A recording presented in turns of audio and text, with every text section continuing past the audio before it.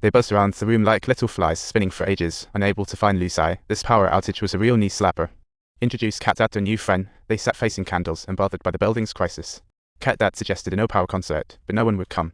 And with that, he immediately began belting out radical songs, while Lucy appeared as if gracefully descending from the heavens right in front of him.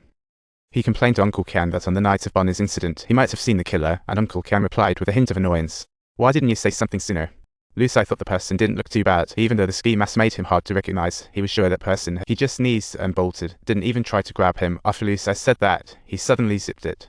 He suddenly lost his nerve, and right after saying that, Lucy realized things were getting dicey. A blinding light shone in, the four instinctively spun around and bolted, sprinting towards the hall, the chaotic footsteps echoed like a wild race. The mysterious figure was hot on their heels. As they neared the fourth floor, Maybelle grabbed a discarded prize from Dad, crouching in the stairwell, waiting for the perfect moment. This was a golden opportunity to clear his name, let the power come back on. Maybelle lifted the mysterious figure's mask, only to discover he was the podcast's biggest fan. Moff. Mom was shocked and exclaimed, "What are the—" Moff explained that he'd just finished listening to the latest podcast at home and learned about the glitter guy, so he zoomed over to protect the trio, like a superhero. Maybelle asked how Moff got in and why he was dressed like a monster. Moff said he was the pest control guy, wearing his work uniform. Then he rambled on, and the trio, annoyed, made an excuse to slip into the hall where Detective William was ushered in, looking like a caught bird. He asked the trio sarcastically if they had caught Bonnie's killer. Mom replied impatiently, "The case is still under investigation." Afterward, she grabbed Lucy and left, definitely not wanting to get involved with the cops. Just when Maybelle was about to follow, Cat Dad walked by and lightly bumped into William's arm, making William yelp in pain like he was kicked. Maybelle suddenly remembered the glitter guy she bumped into earlier. The moment William turned, she saw the glitter on his neck, so it turns out he was the glitter guy. "Good night, Maybelle, are you okay?" William was an unfortunate cop, carrying a 32-year mortgage. What a sad bear. And a family to support. He had to take a part-time job as a security guard at a Kenai Island amusement park just to make ends meet. He was going through a midlife crisis, and his only entertainment was hitting a little bar at Kenai Island to unwind. One time he met a woman there, and she turned his bland life upside down. Who did William meet? Well, that's a story for another day. The next morning, Maybelle plastered the glitter guy's photo on the bulletin board. Old Mo showed up in pajamas, having been kept up all night by Gambao, grumbling like a silly bird that he just couldn't care for this bird anymore. The two immediately started shoving each other, and when they opened the cart door meant for a bird cage, the trio was stunned to discover the missing masterpiece sitting inside. At this point, Maybelle lost interest in the art, believing investigating the glitter guy was more pressing. So she hopped online and found that Detective Williams' account frequently pinged at the boxing gym. She rushed over and sure enough, there he was. But this guy denied killing Bonnie, claiming no motive, like he was acting. He intercepted Fat Sister's texts suspecting Maybelle and others. However, Fat Sister trusted them, and didn't want to pro for her boss' sake. Plus, if he really killed Bonnie, he would just bury her and let her be a missing person. He wouldn't be dumb enough to leave her body. After all, he married the smartest woman in New York City.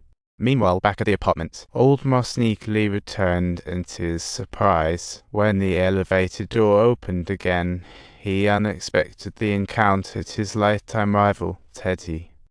Cat Dad walked in, and Old Mo went wild, lunging at Teddy's neck, as if he wanted to end him right there. An hour ago, Old Mo got the paternity test result back. It turned out Black Bro wasn't his son, and those two old rivals fought all the way from the elevator to his house. Old Mo was heartbroken. He had nothing left but his son, and now, shockingly, not even that. Teddy tried to provide a bit of comfort, though. Life isn't predictable, don't take it to heart. They plopped down on the couch and poured themselves a drink. Teddy confessed that his one-night stand with Old Ma's wife was a surprise pregnancy. Let's just forget it happened. With Old Ma having sent him to jail before, it was like a mutual understanding. They owed each other nothing. Old Ma thought for a moment, and made Teddy swear to keep the secret forever, and Teddy instantly said yes. Uncle Kang brought in Naimo, and he whipped out a painting, which Naimo instantly recognized as the real deal. He asked Uncle Kang to remove the canvas, and as Uncle Kang pried out all the nails, there was another painting underneath. The painting depicted him and his father, both gazing at the apartment building on a starless night, and Naimo started explaining. Back in the day, after facing domestic violence, she was trying to escape with Kang Dad, but he fiercely protected her. Uncle Kang recalled the year when his father told him to wait outside the apartment. He waited until dark and witnessed the police grab his father.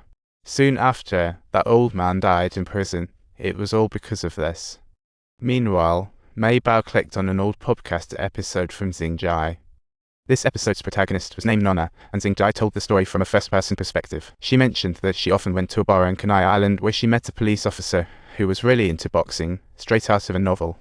Maybelle instantly thought of the glitter guy William. She rushed downstairs, hailed a cab, and zoomed over to Xingjai's studio, wanting to ask about the last podcast episode. Xiao Po asked Maybelle to step out, and she insisted she was there to investigate, suspecting Xingjai was linked to Bonnie's murder, but Xiao Po just turned a deaf ear and walked away. Maybelle chased after her, asking if Xiao Po could tell her something, You don't even know what she can do or what she's planning.